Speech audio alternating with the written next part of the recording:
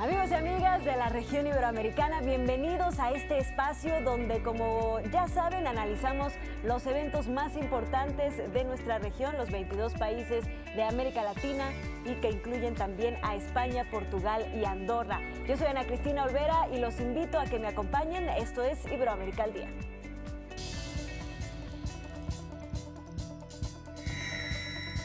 En Estados Unidos, los demócratas toman el control de la Cámara de Representantes, mientras que los republicanos lo hacen en el Senado. En nuestro reportaje especial hablaremos sobre la ciencia como fuerza de transformación para lograr un futuro sostenible. El gobierno de la Ciudad de México asegura contar con los recursos suficientes para apoyar a los migrantes durante 2 semanas. Los resultados de las elecciones de medio término en los Estados Unidos profundizaron la división en el Congreso. Los demócratas lograron una mayoría en la Cámara de Representantes al obtener 220 escaños de los 435 disponibles. Por su parte, los republicanos aumentaron su presencia en el Senado al conseguir 51 lugares de los 100 existentes. Con este panorama, el presidente Donald Trump se enfrentará a mayores restricciones en lo que resta de su gobierno. También los demócratas lograron arrebatar a los republicanos las gobernaturas de los estados de Kansas, Illinois, Maine, Michigan, Nuevo México, Nevada y Wisconsin. El presidente Trump calificó las elecciones como exitosas para su país y amenazó a los demócratas de investigarlos por filtración de información clasificada si ellos comienzan con indagaciones hacia su gobierno. Por otro lado, candidatos latinos, musulmanes y el movimiento LGBT hicieron historia en estos comicios al ser electos, como es el caso de Alexandria Ocasio, senadora latina de Nueva York, Jared Polis, el primer gobernador abiertamente gay en Colorado, y también Ilhan Omar, congresista de origen somalí. En estas elecciones intermedias, los estadounidenses también definieron su postura ante distintas enmiendas. En Colorado se aprobó el decreto sobre la prohibición de la esclavitud, después de haberse incorporado como castigo a criminales hace 142 años. Por otro lado, en Michigan se votó a favor del uso de la marihuana con fines recreativos, mientras que en Missouri y Utah se aprobó para uso únicamente medicinal. También en Florida se apoyó la enmienda que regresará el derecho al voto a los ex reclusos.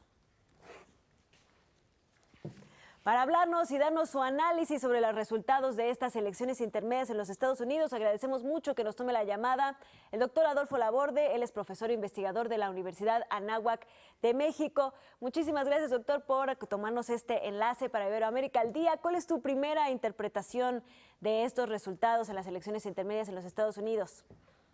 Ana Cristina, buenas tardes, saludos a todos. Bueno, son resultados que ya se habían puesto de manifiesto, la polarización seguía, había una estrategia del señor Trump de llevar esto a su máxima expresión en términos de algunas políticas adversas, ¿no?, contra las causas progresistas, contra la plataforma democrática del Partido Demócrata, y bueno, pues había un montón de aderezos que tenía como resultado, o han tenido como resultado, pues la división del Congreso en una primera fase, y posteriormente dará paso para que haya, me parece, un auténtico el debate en el contexto de las dos cámaras y, por supuesto, una división de poderes que quizá, si no se ponen de acuerdo, pues habrá pues un sistema de partidos muy fragmentado que no habrá o que no tendrá como consecuencia pues posicionamientos del señor Trump, pues como se ha visto en los últimos 2 meses.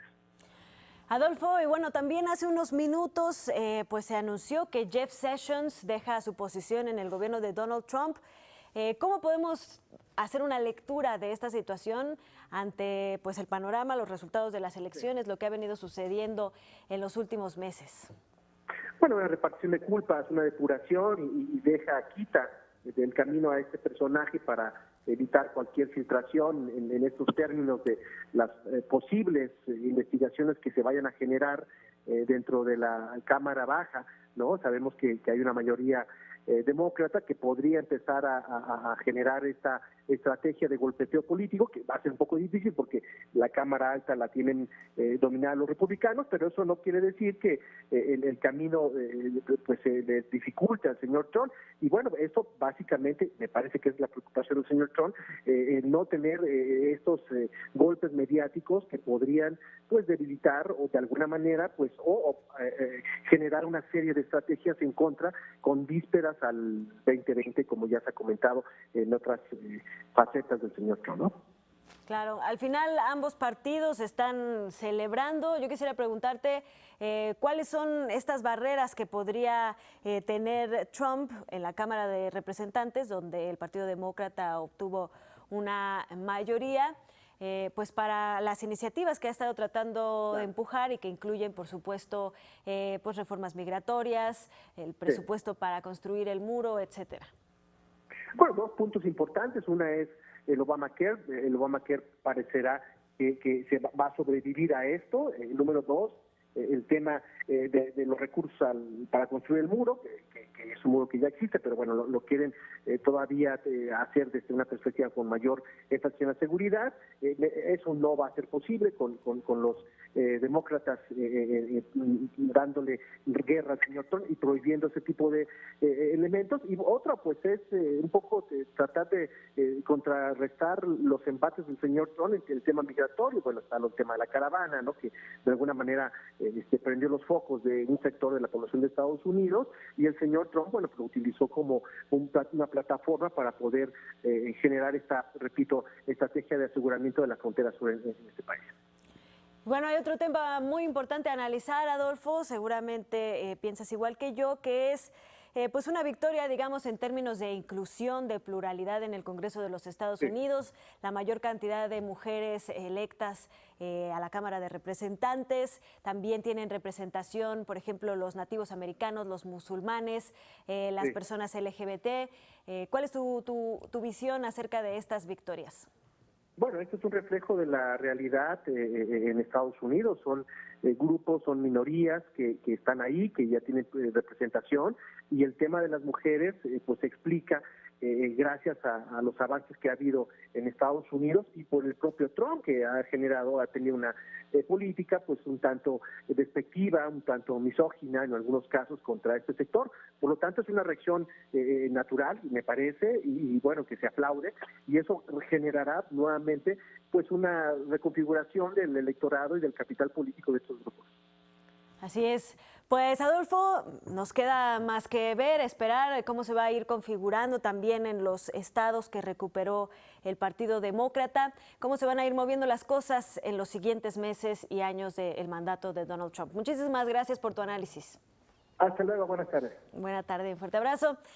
Y bueno, el próximo 10 de noviembre, sábado 10 de noviembre, se conmemora el Día Mundial de la Ciencia para la Paz y el Desarrollo. Y por esta razón, durante la semana le hemos estado presentando una serie de reportajes especiales en el marco de la fecha. Y en nuestra entrega de hoy veremos el papel de la ciencia para lograr un futuro sostenible.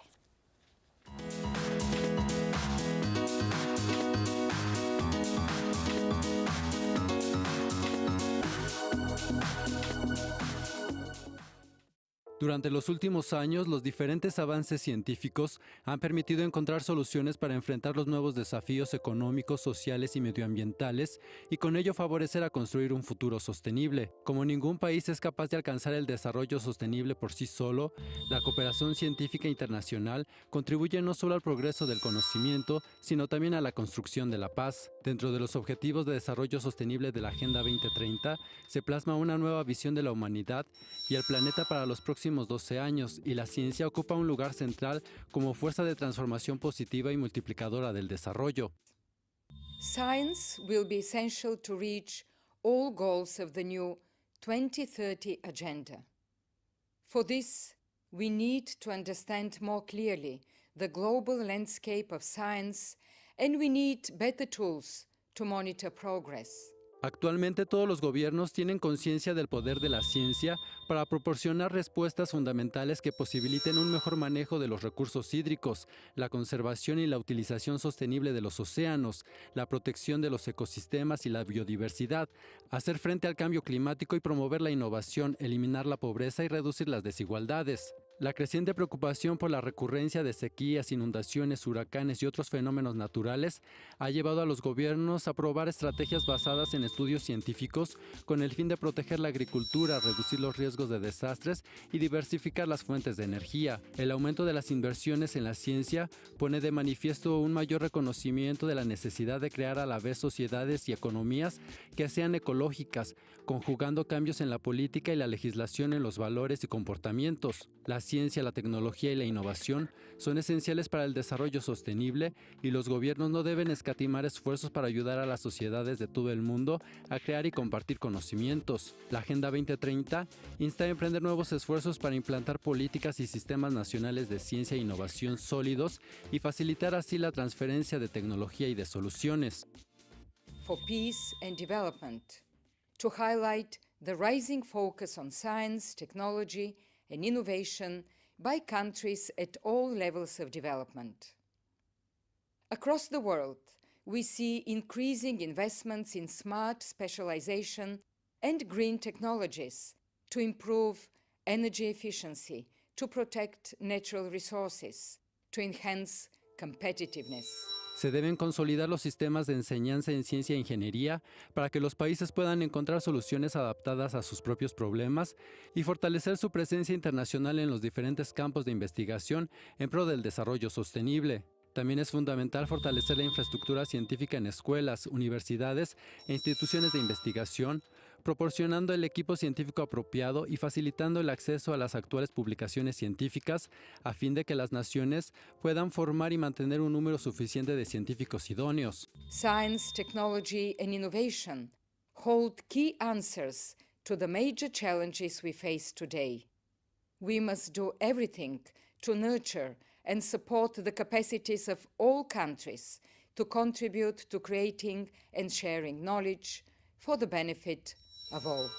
Acercar la ciencia a la sociedad y ayudar a los ciudadanos a comprender mejor esta materia para que contribuya en su desarrollo es fundamental para construir sociedades en las que los individuos tengan los conocimientos necesarios para elegir de manera pertinente sus opciones profesionales, personales y políticas y para que puedan participar en el apasionante mundo de la investigación. Para Iberoamérica al Día, Guillermo de Gante. Y precisamente para hablarnos, ampliar un poco más las perspectivas sobre el papel que juega la ciencia, pues no solamente para el desarrollo del conocimiento, para el avance del conocimiento, sino precisamente para consolidar la paz y lograr los objetivos del desarrollo sostenible. Saludo con muchísimo gusto al doctor Gerardo Herrera Corral. Él es investigador del Centro de Investigación y de Estudios Avanzados del Instituto Politécnico Nacional de México. Doctor Gerardo Herrera, es un verdadero placer saludarlo esta tarde. Hola, buenas tardes. Encantado de estar con ustedes. Doctor, ¿por qué podríamos decir que la ciencia pues no solo es importante para el avance del conocimiento de la humanidad, sino que también tiene múltiples y vastísimas aplicaciones y formas de ayudarnos a alcanzar la paz, el desarrollo sostenible y todos los demás 17 objetivos de desarrollo sostenible que nos plantea la ONU para el 2030? Yo creo que es fundamental. Yo creo que además es fundamental que la gente entienda el papel que la ciencia y la tecnología puede tener en mejorar nuestras formas de vida. Este sábado 10 se celebra el Día Mundial de la Ciencia para la Paz y el Desarrollo, como bien lo apuntas, y es una excelente oportunidad. Yo creo que sobre todo, aunque es un día mundial, yo creo que es de particular importancia en México, porque justo acabamos de vivir hace unos días la publicación del INEGI sobre la percepción que se tiene en México de la ciencia y de los científicos, y creo que no nos va muy bien. La mayoría de la gente en México considera al científico como un personaje, como un profesionista que podría representar un peligro para la sociedad. Es muy lamentable. De acuerdo con las estadísticas del INEGI, más del 70% de la población cree en brujería, en números mágicos y le da una poca credibilidad a los resultados científicos, a la medicina basada en la ciencia. Con esos resultados en nuestra percepción de la ciencia en México, yo creo que celebrar el Día Mundial de la Ciencia para la Paz y el Desarrollo, que tiene como objetivo vincular justamente con la sociedad y garantizar que los ciudadanos estén informados, pues es más importante. ¿A qué se debe, doctor? ¿A qué atribuiría usted esta percepción que tienen por lo menos los mexicanos de que los científicos podrían ser incluso una amenaza? ¿Y qué estrategias propone desde su perspectiva o ha observado a lo largo de su carrera y además en su actividad como divulgador y pues acercando la ciencia a los distintos sectores de la sociedad? ¿Qué tipo de estrategias se podrían llevar para que la sociedad se apropie de la ciencia, de los científicos y de los desarrollos que estos generan en los países de nuestra región? Yo creo que hay mucho por hacer. Yo creo que, por supuesto, las actividades de divulgación científica, la comunicación de la ciencia, la difusión y la divulgación de la ciencia juegan un papel importante. Pero creo que también debemos de reflexionar sobre las posibilidades que tienen las instituciones, sobre las posibilidades que tiene el mismo Consejo Nacional de Ciencia y Tecnología de pues formar, establecer un marco en el que los investigadores de alguna manera tengan incentivos que los acerquen más a vincularse con la sociedad, no solamente a través de su trabajo, pero también a través de la comunicación que ellos pueden hacer de su trabajo. Claro. ¿Cuáles serían algunas formas de que las personas comunes y corrientes, usted sugiere, pudiéramos acercarnos al conocimiento científico, a los avances, estar al tanto de lo que sucede en este campo y apoyarlo?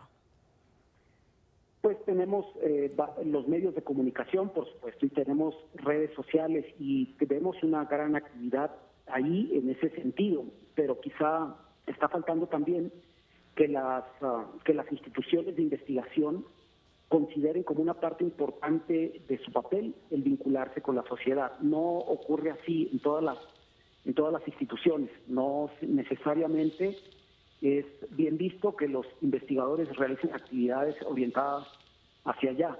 Entonces, quizá en ese sentido, celebrar un día como es el próximo sábado, el Día Mundial de la Ciencia para la Paz y el Desarrollo, sea una oportunidad para poner de relieve proyectos emblemáticos. Yo creo, por ejemplo, que un proyecto emblemático en ese sentido, por razones incluso históricas, es el Centro Europeo de Investigaciones Nucleares, donde yo trabajo desde hace ya mucho tiempo y que nació justamente como una preocupación de los países europeos para desarrollar la ciencia y la tecnología nuclear, en aquel entonces orientado al beneficio de la sociedad y no orientado para la guerra, como resultaba reciente en 1954, cuando recién se creó el CERN. Había explotado una bomba atómica unos pocos años antes y los países europeos se dieron a la tarea de crear centros de investigación donde los científicos se dedicaran a ver la manera de utilizar esas tecnologías para el beneficio de la humanidad. Al final de cuentas, el Centro Europeo de Investigaciones Nucleares acabaría siendo un laboratorio de investigación básica, pero en él mismo se han desarrollado cantidad de proyectos que benefician ampliamente a la sociedad, ¿no? Para mencionar solamente algunos, está la web, con la que todo el mundo está familiarizado, www, pues ha cambiado nuestra manera de vivir y de hacer las cosas, y es un ejemplo, yo creo que icónico, de cómo la ciencia se puede acercar mucho a la sociedad y puede aportar mucho. Hay otros muchos desarrollos. Y actualmente también existen muchas iniciativas en ese sentido. Hay que recordar que no solamente la física, también la biología ha tenido proyectos orientados hacia la agricultura o hacia la salud. El proyecto del genoma humano fue un proyecto internacional también orientado a secuenciar nuestro genoma. Y hace unos días vimos anunciar una propuesta llamada Earth Biogenome Project, en donde se pretende pues secuenciar a más de 1 millón de especies en la Tierra para explorar las posibilidades de conservación. De tal manera que hay muchísimos proyectos que pueden ser emblemáticos y que pueden estar ahí en discusión para que la gente entienda mucho mejor cuál es el papel de la ciencia y la tecnología y de qué manera la beneficia.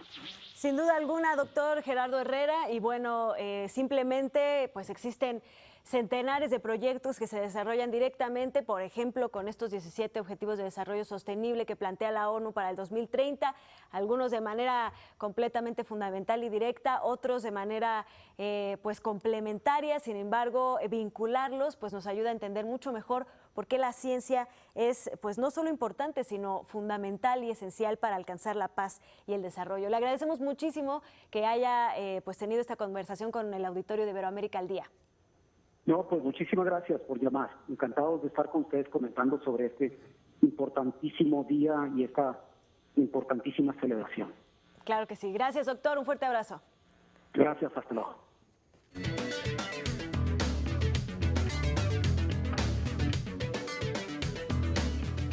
El Gobierno de México dio a conocer que ha recibido alrededor de 3,000 solicitudes de refugio, esto en el marco del éxodo de centroamericanos que busca llegar hasta los Estados Unidos en las famosas caravanas migrantes. Por su parte, el Instituto Nacional de Migración de ese país ya ha otorgado a alrededor de 2,600 documentos provisionales de visita. Hasta el momento hay 4 caravanas migrantes en territorio mexicano.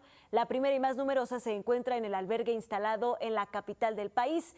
Ahí los migrantes se están organizando para continuar su trayecto. Los representantes de la Gran Caravana aseveraron que su objetivo sigue siendo llegar hasta los Estados Unidos. Yo quisiera atender a las palabras que dijo Andrés Manuel López Obrador de ofrecer una oportunidad de trabajo para la gente aquí en México.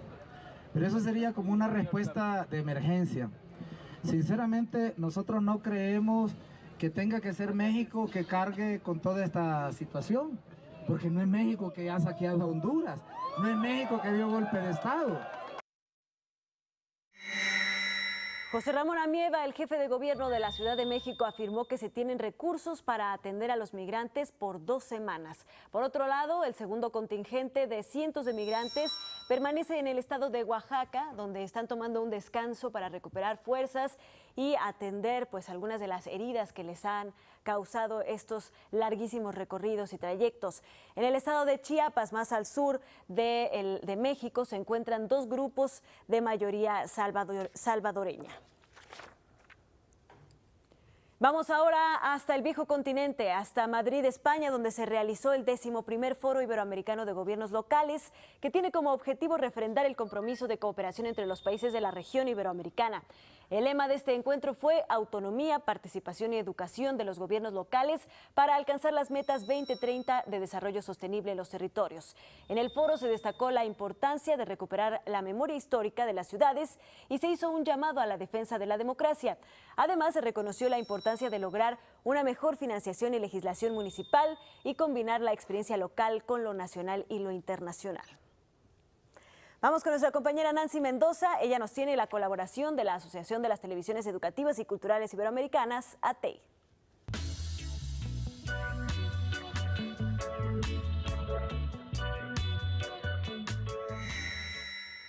Saludo con mucho gusto a todos nuestros amigos de Iberoamérica. Hoy, en nuestra sección ATEI, les daremos a conocer la importancia de la responsabilidad social en relación con el periodismo y las redes sociales. Más allá que importante, me parece que es relevante que haya unos espacios de diálogo sobre temas de ética, redes sociales y periodismo, porque tenemos una gran responsabilidad de empezar a educar no solo a la sociedad, sino sobre todo a los periodistas, más que a la sociedad, a los periodistas, sobre cómo nos tenemos que comportar en este nuevo ecosistema de comunicación para los medios. Tienen un gran poder en las manos. Y quien tiene un gran poder tiene una inmensa responsabilidad. Tener responsabilidad es tener capacidad de respuesta. Hay que responderle a todas esas audiencias de esos canales con unos contenidos que sean útiles para los canales. Y luego plantearse para qué están estos canales, simplemente para entretener o también para hacer pensar. El periodismo no se va a acabar, pero lo que sí tenemos que hacer es copiar las buenas prácticas de periódicos, instituciones como el New York Times, de ciertos periodistas en Colombia, porque todavía aquí hay gran periodismo. Lo que pasa es que las redes sociales nos han desvirtuado, nos han llevado a una posición donde nosotros mismos nos hemos minado la credibilidad. Entonces yo creo que hay mucho potencial de recomponer las cosas, pero sí va a ser muy difícil y a ustedes les queda una responsabilidad mucho más grande que a nosotros nos quedó grande. En el marco del 8º Congreso de Responsabilidad Social, Diego Santos, exdirector de Twitter, sede Colombia, y Javier Restrepo, director del consultorio ético de la FNPI, nos ayudaron a comprender sobre la relación tan estrecha que tiene la responsabilidad social hacia la construcción de una sociedad ética. Agradecemos al Canal Universitario Nacional de Colombia, Canal Zoom, por esta cápsula que nos envía. Nos vemos la próxima. Gracias a Canal Zoom, que también retransmiten Iberoamérica al Día. Y este miércoles le mostraremos una cápsula que nos envía la Pontificia Universidad Católica de Sao Paulo, en Brasil. Destacamos que este espacio, como bien lo sabe usted ya, es en portugués, un idioma fundamental, parte de Iberoamérica. En esta ocasión le presentamos una entrevista con Silvia Mortenson, profesora jubilada del Departamento de Periodismo de la Universidad Federal Fluminense. Ella nos habla sobre el papel del editor en el periodismo. Veamos.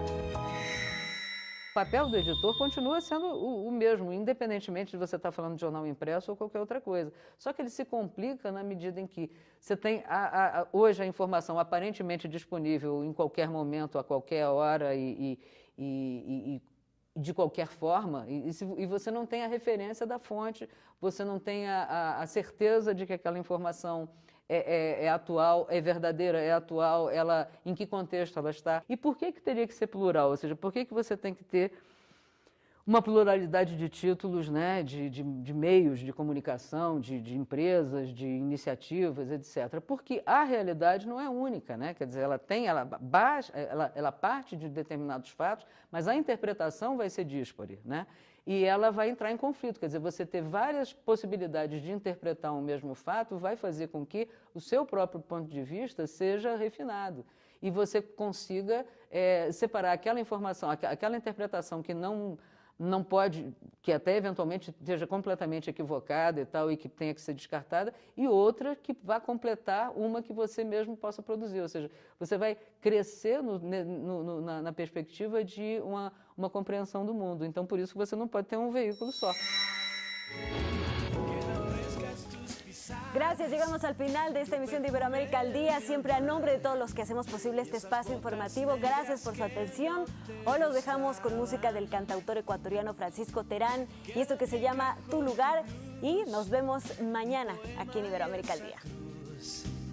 Que dejaste ahí por ser tan descuidada, y ese adiós que me retumba en la noche, contando mi respiración.